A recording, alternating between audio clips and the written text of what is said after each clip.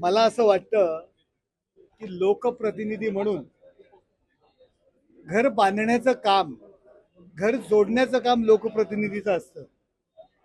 लोकप्रतिनिधींचं काम घर तोडण्याचं नसतं. बांधलेलं घर तोडण्याचं नसतं. आणि मी ऐकतोय काहीतरी पाप आणि पुण्याचा विषय काहीतरी केलाय, रात्रीचं पाप दिवसा काहीतरी पुण्य. मला एवढंच सांगायचं आहे की एकनाथ शिंदे साहेबांनी पुण्य केलं म्हणून एका शाखा प्रमुखाच्या, एका नगरसेवकाचा या राज्याचा मुख्यमंत्री झाला.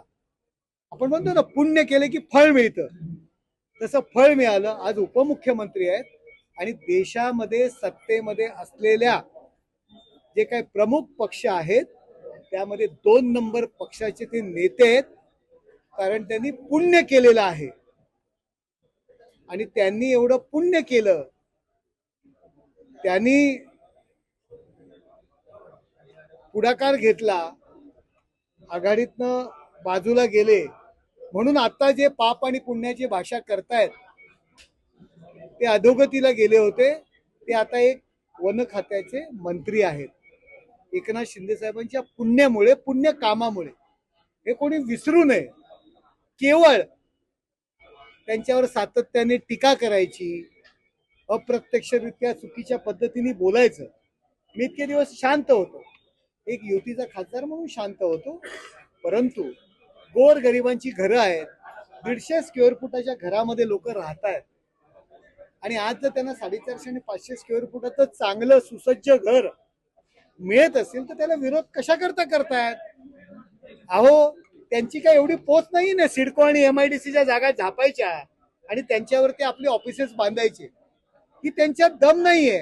म्हणून 150 स्क्वेअर फुटाचं घर, 450-500 स्क्वेअर फुटाचं घर जर शासनामुळे मिळत असेल, आणि शासनाचे जे निर्देश आहेत, हा शासनाचा निर्णय फक्त एकनाथ शिंदे साहेबांचा निर्णय नाहीये, तो फक्त देवेंद्र फडणवीसांचा निर्णय आहे. तुमच्या नवी मुंबईच्या नेत्यांचं पूर्वी स्वप्न होतं की मुख्यमंत्री बनायचं. मुख्यमंत्री बनायचं त्यांचं स्वप्न होतं, तुम्हाला सगळ्यांना माहिती आहे.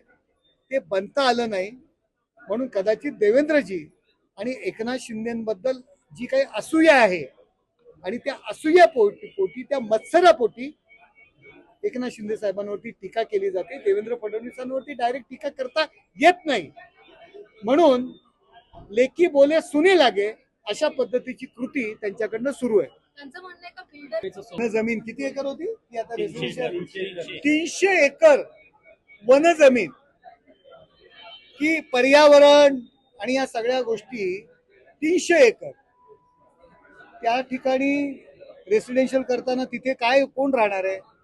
माणसं येणार आहे ना, तो नवी मुंबईवरती लोड नाही होणार. आणि आमचे किशोर पाटकर म्हणाले, कुठलं गाव ते त्यांचं? नाही, आडोली भुतोली नाही, तिथं आहे त्या ठिकाणी बोनकोडे.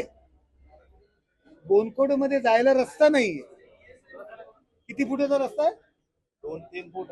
मग तेव्हा का नाही विचार केला की बाबा या ठिकाणी सुसज्ज असं बोनकोडे गाव तयार व्हायला पाहिजे?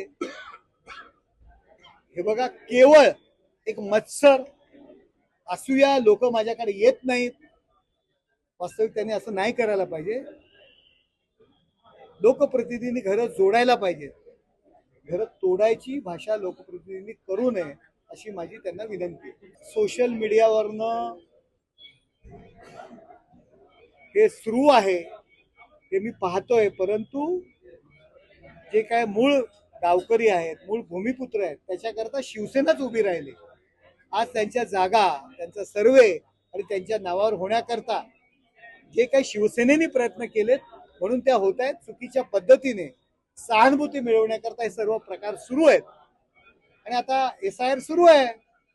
SIR नंतर खरी परिस्थिती तुम्हाला कळेल की किती मतदार कुठल्या मतदारसंघात कमी होतील. गाववाल्यांच्या जीवावर निवडून होत होते का बाहेरून नवीन नावं टाकलेल्या माणसांच्या नावावरती निवडून येत होते? हे आता तुम्हाला SIR झाल्यानंतर कळेल, मतदार यादी बघितल्यानंतर. राज्य सरकारचा अशा पद्धतीचा जर अहवाल असेल तर याला जे कोण जबाबदार आहेत त्यांच्यावरती राज्य सरकार नक्कीच कार्यवाही करेल आणि त्यांना सोडणार नाही. कसं आहे की किशोर पाटकर आणि आमचे लाड या दोघांचं घर उन्हात बांधायचंय त्यांना.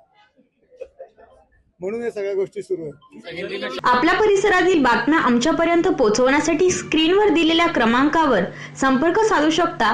दूरध्वनी क्रमांक 8652414343.